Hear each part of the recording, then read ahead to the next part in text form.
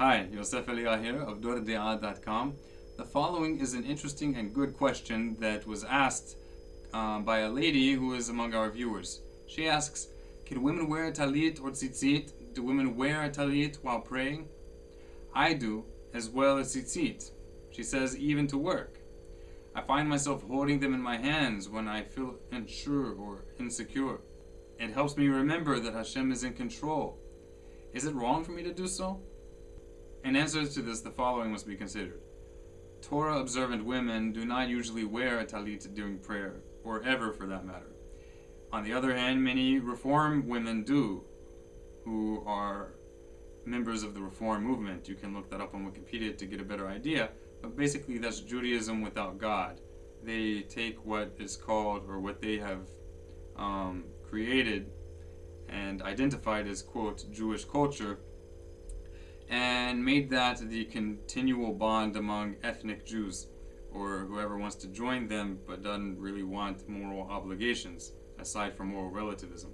So, while sincerely devout, religious Jewish women who have a deep faith in the God of Israel and accept the Hebrew Bible and accept the Torah as binding upon ourselves, they don't usually wear a talit or tzitzit, fringes, but the Reform women do, even though they typically deny the divine origin of the very commandment to wear the fringes that they don.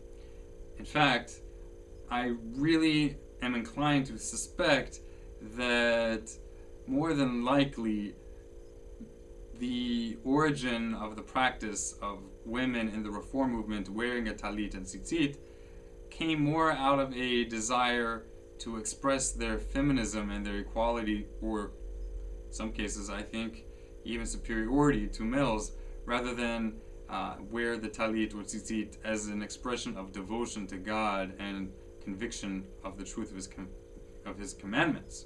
Consequently, even if you, as a sincere and truly believing woman, wear a talit as an act of devotion, many Jews are likely to interpret it as an act of defiance against what liberals view as sexist primitive norms.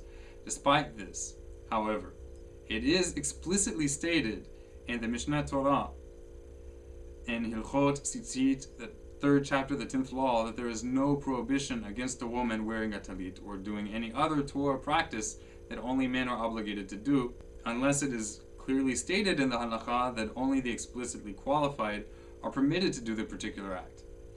Concerning wearing a talit, however, the halakha states unequivocally that a woman should not be prevented from doing so. She should not be prevented from wearing a talit. That means it contains tzitzit as well. And this is especially true if she wears the tzitzit as an act of devotion to God. So long as she doesn't say the following blessing, it's okay. And that blessing is what men are supposed to say, which consists of who commanded us. She should not say this blessing because the commandment is regarded as actually being applicable to men, not to women. However, she's accepted it upon herself voluntarily. All this in mind, it must be noted, however, that a woman wishing to wear a talit must be careful not to wear the talit in a style that is associated with a man's style of the garment. For example, she shouldn't wear a talit that consists of the typical white with black stripes or blue stripes. Although a woman is permitted to wear a talit and should not be prevented from doing so, she's not permitted to violate the Torah prohibition against wearing a garment of the opposite sex. So, if you can find or make a feminine-looking talit, which really just means cloak, that would be acceptable. Only the garment's overall appearance need to be different in style from that of men's, but not the manner in which the tzitzit are actually tied. The reason Orthodox rabbis discourage women from wearing a talit, even though it is technically permissible, is because women are not obligated to put on tzitzit on four-cornered garments to begin with, as men are, even though they're allowed to do so voluntarily.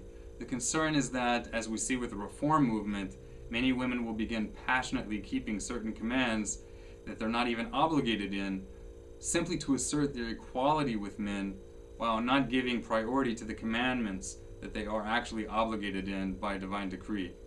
On the other hand, wearing a talit will enable a woman to cover her head while praying, as is mandated. That be done during the Amida. In fact, for a woman, it's mandated that she do so throughout the whole day when in public.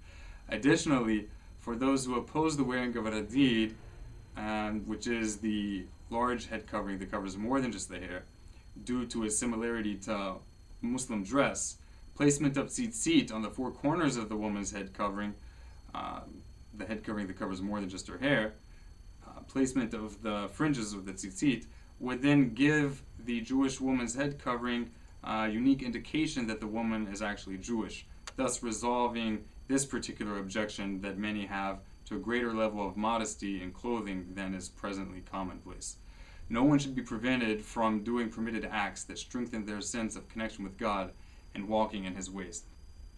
If you're interested in more information concerning the God of Israel or keeping His everlasting commands to fill your life with more meaning, please visit our website, dordeah.com. That's DORDEAH.com.